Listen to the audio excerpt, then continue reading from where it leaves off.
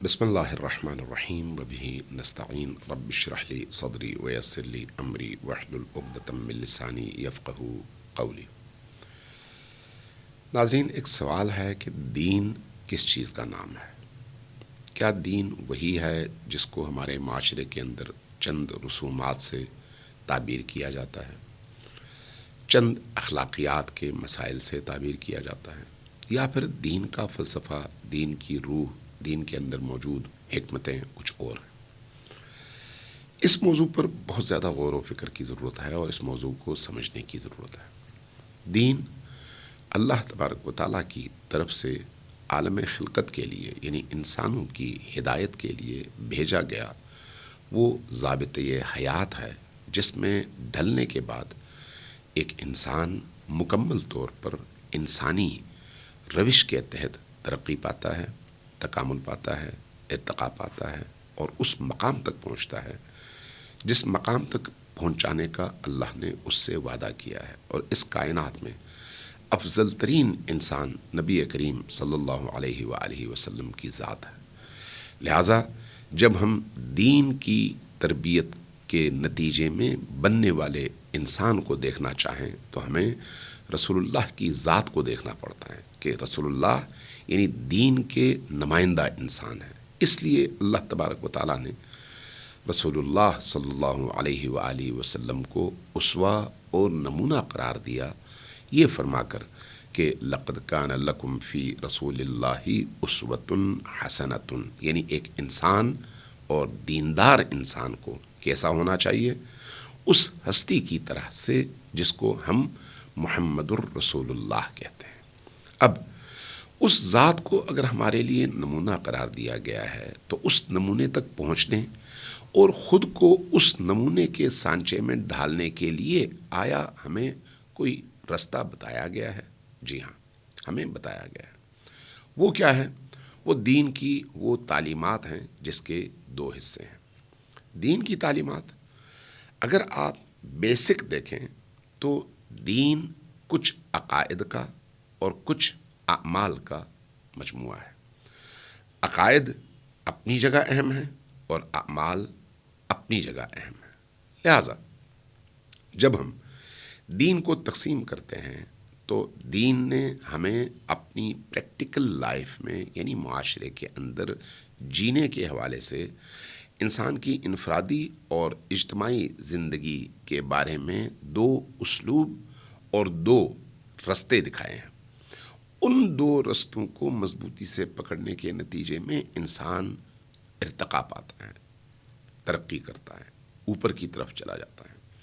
میں اس وقت عقائد کی بحث نہیں کر رہا۔ عقائد اپنی جگہ، یعنی انسان جب مسلمان ہو جائے، جب موحد ہو جائے، اللہ کو قبول کر لے، تو اس کے بعد اب اگر وہ انسان اللہ سے پوچھے کہ خدایا اب میں مسلمان تو ہو گیا ہوں، مجھے کرنا کیا ہے، تو اللہ دو رستے بتاتا ہے۔ ایک رستہ اس کی انفرادی زندگی کا رستہ ہے اور دوسرا اس کی اجتماعی زندگی کا رستہ ہے۔ جو اس کی انفرادی زندگی کا رستہ ہے اس میں بھی دو چیزیں ہیں۔ ایک اس کا اللہ کے ساتھ تعلق کہ کیسا ہونا چاہیے، اور دوسرا اس کا اللہ کے بندوں کے ساتھ تعلق کہ یہ تعلق کیسا ہونا چاہیے۔ اسی کا نام دینی زندگی ہے کہ انسان اس بستی میں رہتے ہوئے، زمین پر رہتے ہوئے اللہ سے بھی اپنے تعلق کو درست اور درست سمت پر رکھے اور درست طور پر رکھے، اور اللہ کے بندوں سے بھی اپنا تعلق درست سمت پر رکھے اور درست طور پر رکھے۔ جب ہم کہتے ہیں کہ اللہ سے تعلق کس طرح سے ہم درست سمت پہ رکھیں، تو اس کا جواب ہمیں دین یوں دیتا ہے کہ اٹھو، صبح سویرے نماز پڑھو، ظہر میں نماز پڑھو، عصر میں نماز پڑھو، مغرب میں نماز پڑھو، عشاء میں نماز پڑھو، یعنی ایک رابطے کا ذریعہ یہ ہے۔ دوسرا، زکوٰۃ دو، چونکہ قرآن نے نماز کے فوراً ساتھ میں زکوٰۃ کا تذکرہ کیا ہے۔ تیسرا، حج کرو۔ چوتھا، وہ سارے اعمال جن کا تعلق انسان کی روح سے ہے، انسان کی فکر سے ہے، انسان کی معنویت سے ہے، ان اعمال کو بجا لاؤ۔ اب یہ وہ تمام فرائض ہیں جن کی بجا آوری کے نتیجے میں انسان اپنے رب سے اپنے تعلق کو مضبوط کرتا ہے اور جوڑے رکھتا ہے۔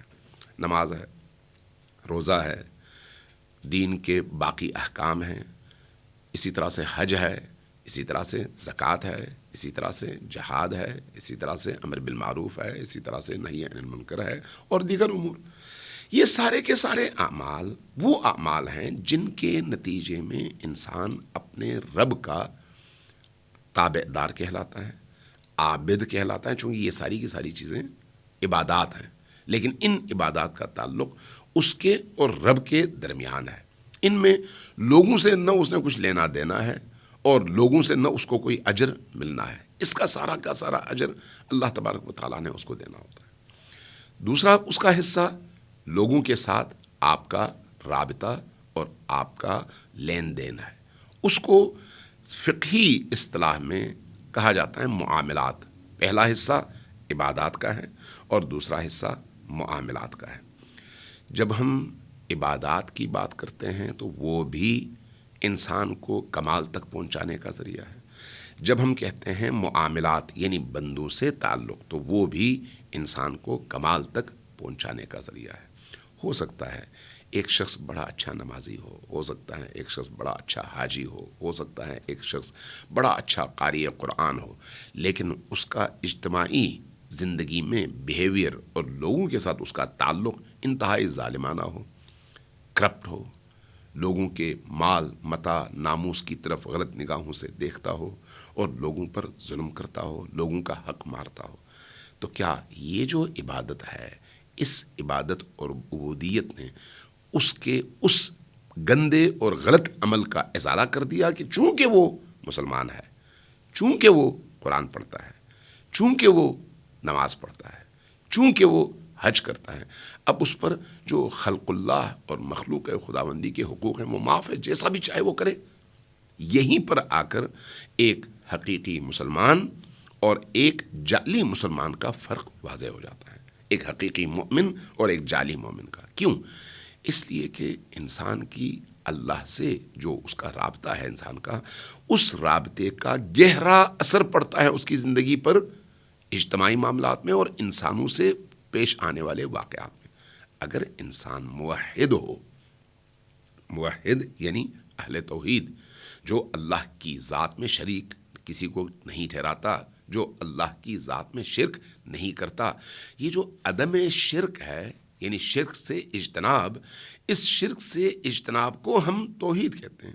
یہ جو توحید کا عقیدہ ہے، یہ توحید کا عقیدہ صرف ایک عقیدہ نہیں ہے، بلکہ عمل میں وہ توحید کا عقیدہ جھلکتا ہے۔ لہٰذا اگر اس کے اجتماعی اعمال میں توحید کے اس عقیدے کی جھلک نظر نہ آئے تو وہ اللہ کو ایک سمجھتے ہوئے بھی اللہ کا دشمن ہے۔